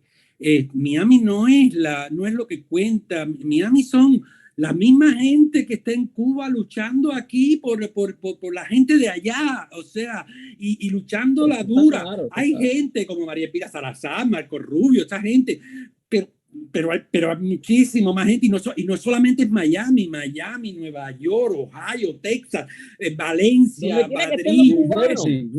Donde quiera que estén los cubanos, donde quiera que estén los cubanos. Entonces, no ha habido nunca un rompimiento con uno. O sea, yo creo que, por lo menos en mi caso, yo te puedo decir que yo no he dejado de ser yo. Yo no, al revés, me he hecho todavía mucho más yo. Y creo que mi vocación experimental está viva, y está viva en todo lo que yo hago. Pero tú me puedes mencionar alguna vocación experimental oficial del cine cubano. En algún momento fue Plaf, porque había ese aire de libertad, pero casi toda la oficialidad. Bueno, el cine de los 60 era un cine oficial. Era un cine oficial, lo que pasa que era... Sí, pero el cine de los 60 respondía a un momento revolucionario donde Cuba estaba en una efervescencia. O sea, es un cine de su tiempo. Y yo creo que lo importante es... del mundo también. Yo creo que lo importante es hacer el cine que puede, de todas maneras, hacer cine. de todas maneras dejar reflejado tu tiempo. Cuando yo hice el premio Flaco, no lo hice solamente como una prueba de actuación, sino para hablar lo que está pasando ahora, que es mucho más triste ser miserable de alma que miserable de bolsillo. Y eso es lo que está pasando en este momento. Claro, y era la manera de decirlo utilizando un lenguaje oficial. Y Contigo Pan y Cebolla, cuando yo estrené Contigo Pan y Cebolla, que fue la última película que me dejaron estrenar oficialmente, recibí una notificación de la mujer de Bruno Rodríguez Parrilla diciéndome, oye, pero parece que en Cuba no ha pasado nada. Claro, si siguen los mismos problemas, al revés, en Cuba nos vestíamos mejor en los años 50 que ahora. ¿Entiendes? Y era una manera también de decir muchas cosas usando, claro, no era el lenguaje, lo que tú te refieres es al lenguaje experimental formal, que por supuesto ni siquiera McLaren lo hizo oficialmente, ¿entiendes? Solamente después cuando fue asumido por el National Film Board de Canadá, o por ¿cómo se llama? No me acuerdo cómo se llama, pero, o sea, siempre... Sí, el National Film Board, Siempre la extraoficialidad es la que mantiene no solamente eso. Yo después tuve la posibilidad en Nueva York de estar con Jory Stevens y con toda la gente del movimiento experimental norteamericano. Todo ese movimiento era outsider, es fuera de la oficialidad. Eso es evidente. Es decir, las hegemonías trascienden incluso, van más allá. Es decir, la hegemonía, las formas reaccionarias o las formas conservadoras van más allá incluso de las vestimentas ideológicas que puedan tener. Es decir, ahora mismo uno ve la televisión cubana y la mayoría del cine que se pone en la televisión cubana, es un ejercicio bastante fuerte, hay que tomarlo con Pepto Bismol al lado. Cuando ves esto, te das cuenta, la mayoría que se pone es Disney, es Hollywood, se pone el Hollywood más enlatado posible, se pone el peor Hollywood, se pone las peores series, porque aquí ni siquiera han puesto The Walking Dead, por ejemplo. Es decir, se ponen aquí no se ha puesto la tercera temporada de Twin Peaks, no sé. Es decir, aquí se ponen las peores series, las más conservadoras, porque van más allá de que estén representando un sistema o no, sino es totalmente coherente con el propio discurso conservador del poder en la nación, ¿no? Entonces, por supuesto, aquí lo que se pone es Pretty Woman, la han puesto 500,000 veces. Es decir, se pone ese tipo de cine que, aunque aparentemente no tiene una consonancia ideológica con el país, por política, la unidad, etcétera, a la que yo renuncié, debería estar en contra de ese tipo de hegemonías de la mirada. Por eso es que hablo de lo formal siempre, ¿no? Por eso esta sedición de lo formal, porque es mucho más profunda, es mucho más compleja. Claro, es muy fácil ver una película de Oliver Stone o de Costa Gavras sin demeritarlo, ¿no? Pero claro, porque es el discurso de Hollywood, de la película del sábado, con una pátina de izquierda, ¿no? Es decir, es eso. Entonces, por eso es son visiones conservadoras que concomitan. Por supuesto, la búsqueda, lo experimental, la ruptura, siempre se va a hacer en una zona marginal. Claro. Siempre se va a hacer en una zona no institucionalizada, porque Hollywood es una institución, como instituciones el ICAI. Claro, hay instituciones que funcionan e instituciones que no funcionan. Instituciones funcionales y disfuncionales, ¿no? Y fallan, pero también es una institución, es algo que legitima. Y todo esto que ahora Hollywood quiere presentarse como inclusivo, etcétera, eso es algo que, señores, miren el resto del cine del mundo. Ahí está toda esa inclusividad. Exactamente, toda esa inclusividad que ustedes quieren ver en Hollywood, que Hollywood quiere presentar, por ejemplo, la hada madrina de Pinocho negra, etcétera. Todo eso está en el resto del cine. Es lo que le digo a todo el mundo. Miren el cine fuera de Netflix, miren el cine fuera de otra zona. Aquí, por supuesto, la televisión cubana es casi una base de Netflix también, en ese sentido, ¿no? Es decir, hay un diálogo, hay una identificación consciente precisamente con esos lenguajes reaccionarios y conservadores que hay. Por supuesto, Molina siempre va a tener 4 gatos que lo admiren y que lo vean. Molina siempre va a ser muy difícil poner en canales más oficiales. Cuando Molina Feroz... Pero incluso en canales de Netflix, eso también sería difícil, ¿no? No, tampoco es... Por supuesto. Molina tampoco. Tú no puedes poner ahora Molina Feroz en Netflix.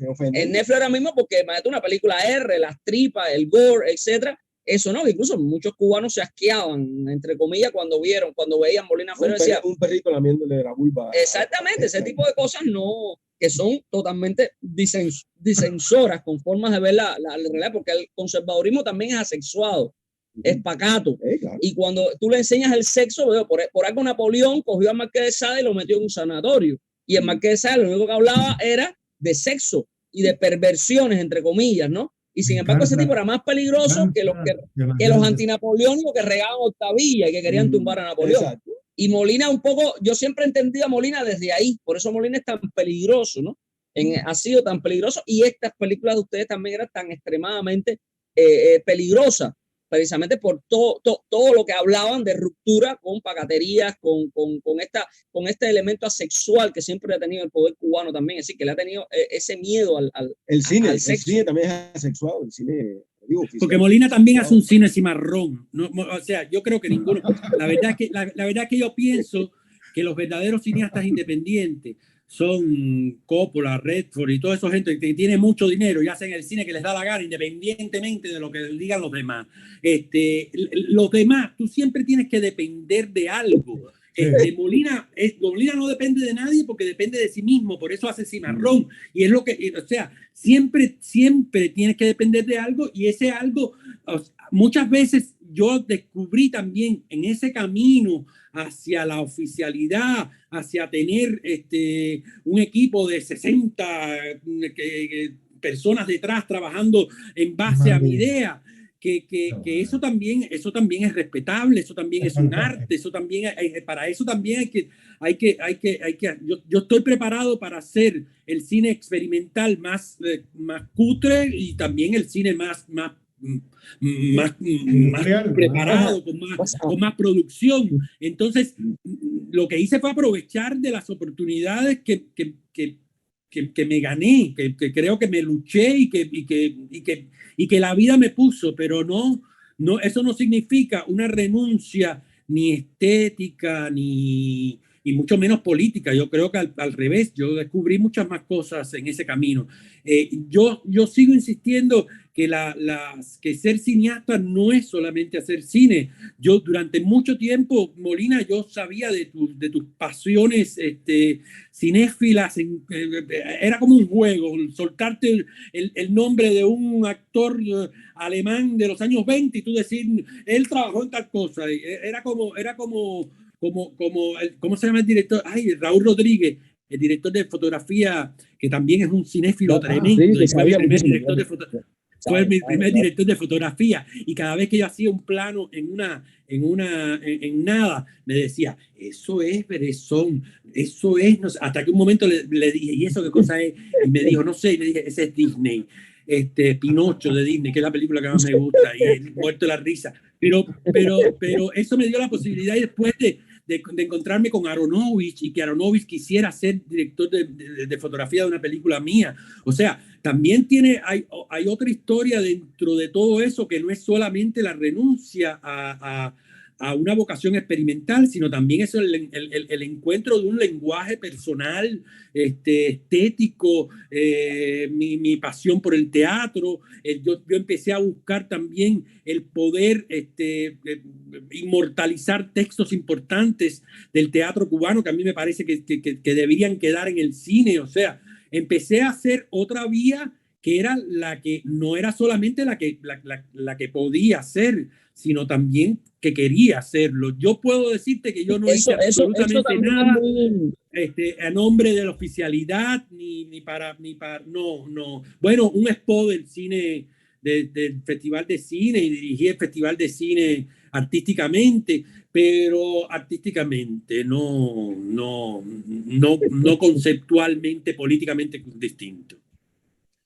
Óyeme, pero... Sí, a ver, es muy interesante también, porque ahorita se hablaba, la influencia muy fuerte del cine marxista son las artes visuales, y en el cine tuvo también un elemento del teatro muy fuerte también. Es decir, y yo cuando mencionaba ahorita la animación cubana de los 60, estamos hablando de una época en que Huichi Noguera hizo animado, en que Sandú Daría hizo animado, en que de repente había una confluencia de disciplina, de una disolución de departamentos, de de guetos que desgraciadamente se fueron estableciendo desde el pensamiento moderno, y por eso siempre me ha gustado que Marcel define su cine posmoderno, lo mencione siempre, porque precisamente rompían con este tipo de barrera y dejaban que otras artes contaminaran eso que se estaba haciendo. Es decir, a Spinetta no es solo a Spinetta el material en la película, sino también es el cartel que se le hizo, que él le hizo también. Me encanta ese que jugaba el set desafiaba desde esta especie de travestismo que hacía. Es decir, el cartel de Spinetta es una especie de travestismo referencial, ¿no? Por decir de alguna manera. Es Marcel disfrazándose del cine clásico cubano, pero a la larga estableciendo también ese diálogo, esa mirada, porque quizás Solás no pudo hacer un cine más queer porque no pudo, o no se dio cuenta que podía hacerlo, o se le atrofió, o por miedo, porque se le atrofió demasiado, ¿no? Pero bueno, estaba ahí también. Y en el caso de Cremata, por supuesto, siempre la influencia escénica, la influencia del teatro, el absurdo, es decir, hay un elemento de Virgilio también ahí, aunque Kafka está también, pero también hay un elemento, para aterrizarlo más en Cuba, está el absurdo virgiliano, puede estar también un poco en Los Oscuros Rinocerontes. A mí eso siempre me ha gustado, también lo he leído un poco como si estuviera leyendo un cuento de Virgilio, y por supuesto la época del encanto, fin de siglo, que puede considerarse uno de los primeros cine ensayos cubanos, antes que pudiera mencionarse, hasta que ese término llegara a algún especialista en Cuba, pero cuando uno vuelve a ver la época del encanto, fin de siglo, yo para esto revisité todo para tenerlo bastante fresco, y me iba asombrando, ¿no? Cuando lo iba viendo, ¿sí? el nivel de libertad, de aleatoriedad de las imágenes, de cómo eso contribuía a estados mentales y cómo eso lo lanzaba, ¿no? Y el nivel de honestidad, que es lo que yo creo que los caracteriza a los tres. Sí, este nivel, yo creo que realmente la verdadera honestidad del artista es cuando es así, experimental, dicensor, que rompe cuando se arriesga y cuando rompe con todas esas molduras hipócritas que sí, vamos a pegarnos al realismo, vamos a representar la realidad, ¿no? Que eso es una cosa que a mí siempre me molesta mucho, y que a Hollywood le encanta basar películas en hechos reales, ¿no? Y como si eso fuera y te hiciera la película más importante o te la legitimara mucho más, ¿no? Si el cine son hechos reales, y sus películas son hechos reales, porque existen como películas, y sus mentes son reales, sus inquietudes son reales, sus angustias son reales, ¿no? Y ustedes son reales como realizadores, ¿no? Gracias, y creo que por eso no, nada, es realmente lo que pienso. Me siento como Rosa. No es un elogio en vano. Bueno, ahorita hablaste, entonces, mira, ahorita hablaste, porque yo de verdad que de la gente joven también mencioné a Jimmy, que a mí me encanta, quiero hacer una película, y me parece, quiero hacer una película, me parece la memoria de su desarrollo de estos tiempos, te lo juro, de verdad. Me parece una ruptura total.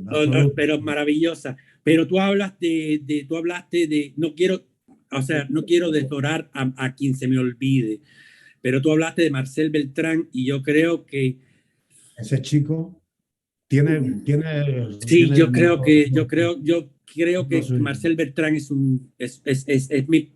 por lo menos es mi promesa y es mi esperanza de cine cubano. No quiero desdorar a nadie, porque además, vuelvo y te repito también, tú ahorita hablaste de los hechos que se parecen a la realidad, y al final el documental se ha explotado, y ahí está Heidi Hassan también con A Media Voz, y Patricia, creo que se llaman. Hay mucha gente. A mí me encanta la obra de Carlitos Quintela, pero hay la espiritualidad de Marcel Beltrán. Entonces, lo que te quiero pedir antes que se termine es que en algún momento, si alguno tiene la posibilidad de pasarme el link para ver esa última que tú dices de Marcel Beltrán, que no lo he visto, me encantaría.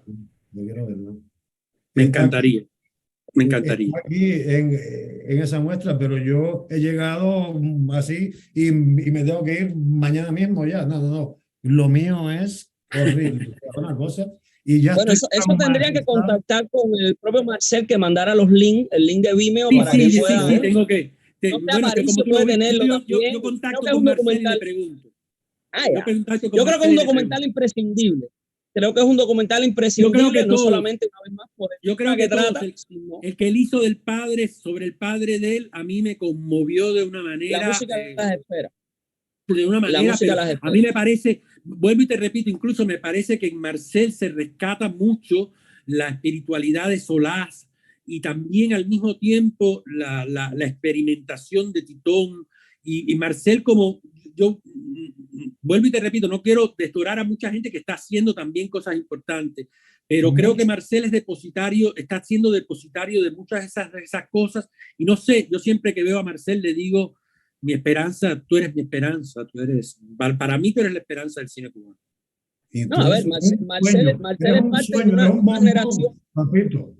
Yo creo que Marcel es parte de toda una generación que como la de ustedes, también está ahora mismo muy bien definida en el sentido creativo, como que pertenece a Alejandro Alonso, Rafael Ramírez, Luis Alejandro Hierro, que son nombres que bueno, los recomiendo.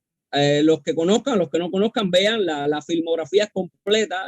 Yo he tratado siempre de estar extremadamente al tanto de lo que hacen ellos y he escrito bastante de la mayoría de las cosas, porque creo que no se puede perder esa apreciación del momento, de lo que se está haciendo, y tener esa conciencia de este tipo de películas que es hecha por autores que están repitiendo de muchas maneras, una vez más, entre estas finales de década, final de siglo también, lo mismo que ustedes hicieron en los 90. Se me fue Cremata de la... Más. Se me fue Cremata no te veo. De la pantalla. A Crematic. Sí. No lo veo. Se fue buscando a Marcel Beltrán, salió corriendo para ahora Marcel Beltrán. En plan nada, mira, así al revés. No, es que se me fue, me entró una llamada. Ya me escucha. Ahora no lo veo a los tres, nada más que veo a Marcel. Sí, pero veo a Marcel llamada de cabeza. Marcel, tengo que leer los créditos. Marcel, yo te corre ahí porque yo te veo de lado. Si se te ve de lado. Estás. Ahora no, sí. A Cremata está. Y ahora sí, ahora. Pero desapareció. No, se volvió ahí. Nos está haciendo una broma postmoderna. Sí. Sí, ya se desapareció. Desaparecieron. O Marcel lo llamó, de repente invocaron a Marcel y Marcel lo llamó. Ese es el que... Ven, que te voy a enseñar la opción 0. Increíble. Oye, yo me preocupa cuánto tiempo ha pasado, porque debíamos estar una hora haciendo esto, ¿no? Pero creo que... No, yo creo que yo iba ahora cuando Cremata desapareció, por obra y gracia, ya yo iba a cerrar, ¿no? Es como que alguna fuerza vino y se llevó a Cremata, ¿no? Para que ya no hablara más, entonces poder cerrar. No sé, esperar a ver si él cae de nuevo para poder hacer el... Debe tener otra llamada. Otra llamada. A ver, no sé si me está... Ya. Bueno, no creo por qué tengan que editarlo, creo que se puede quedar ahí perfectamente, porque sepa que ustedes piensan que él es un bombón. Entonces, a ver, yo creo que yo quiero, en lo personal, agradecer esta experiencia a los tres por estar aquí. Es decir, yo siempre, por supuesto, hay distancias generacionales, pero yo siempre he estado, como no me gusta ver el cine como un elemento cronológico, sino como una lógica mucho más fractal, mucho más espiral, mucho más compleja, que esto es viejo, esto es nuevo, esto es del pasado, esto es del presente. Yo este cine de ustedes, yo siempre como crítico lo miro, lo disfruto y lo entiendo como parte de lo que están haciendo los más etariamente jóvenes, ¿no? Que por una cuestión biológica llegaron después. Es agradecer esta conversación cuatripartita, donde, bueno, según los créditos, Cremata es protagonista, Marcel el que más gestualidad hizo frente a la cámara, Molina el actor secundario, pero importante, y bueno, yo una especie de narrador ahí que estaba en off, ¿no? Pero creo que en lo personal estoy extremadamente, yo puedo estar hablando de cine 30 horas seguidas, ¿no? ¿Dónde se cobra? Entonces, bueno, me parece muy bueno. ¿Dónde se cobra? Bueno, eso le preguntan a Aparicio, porque yo tampoco lo sé.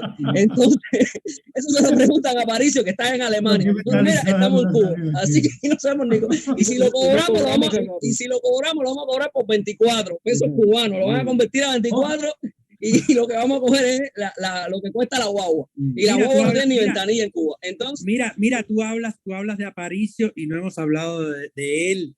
y él, o sea, no solo Aparicio, de Ann Luis, hay una serie de gente que está afuera, Molina, que está en el exilio también haciendo lo que se puede hacer desde donde puedas, o sea, desde donde puedas tienes que hacer.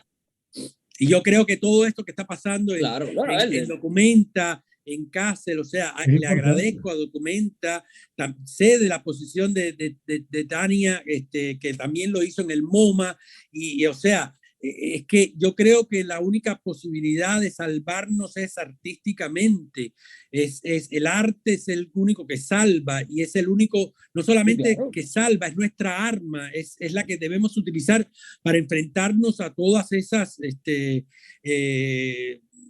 injusticias, a todas esas chealdades, porque son cheos, yo creo que han querido tanto ser como el Che. El conservadorismo es muy desagradable, es muy feo. El conservadorismo es muy feo. El conservadorismo es muy feo, es muy feo, es una cara demasiado fea que está ahí, es desagradable. Es como el gusto de Abel Prieto. Sí, es como el pelado del Prieto. Me acordé de un chiste de Pichi cuando surgió la guerrita de los emails y el quinquenio gris y no sé cuánto. Y yo le pregunté a Pichi, ¿y cómo se llama si el otro fue gris, cómo se llama este quinquenio? Y me dice, este es Decenio Prieto. O sea, llevamos rato horrible. Óyeme, hay que agradecerle de verdad. Agradecerle de verdad a ustedes. Agradecer a Instar, agradecer la segunda vez que Instar me llama para esto, como le dice Aparicio, estos diálogos friki, es como cada vez que yo hago esto se forma un caos súper organizado, que creo que es lo que ha sido esto, libre sobre todo, creo en primer lugar, se siente, bueno, pobre del editor, ese es su trabajo. Hubiera estudiado luces, hubiera estudiado sonido. Eso es cada uno en lo que se mete. Yo me hubiera metido en menos problemas si no me hubiera dedicado al periodismo de la crítica. Ustedes se hubieran metido en menos problemas si no se hubieran dedicado al cine. Allá ustedes, allá nosotros. Sencillamente agradecerle y bueno, ojalá que alguien resista esta cámara de resonancia, esta Iron Maiden en que los vamos a meter. A los que quieran ver esto, los que se atrevan a ver esta conversación entre nosotros, que para mí ha sido extremadamente deliciosa contar con ustedes aquí, bueno, y conversar con personas con las que hace muchos años yo converso viendo sus películas. Y bueno, nada, conversar con ustedes realmente sí es la emoción del grupo y en parte. Así que nada, muchas gracias. A Molina lo puedo abrazar. A ustedes los abrazo. Los abrazo desde acá. Y bueno, nada. No puedo irme sin decir que viva el cine libre. Claro, aunque quieras hacer la cosa más convencional, porque quieras, porque te dé la gana. Que viva el cine libre. Que viva el cine libre. Que viva el cine libre. Exacto.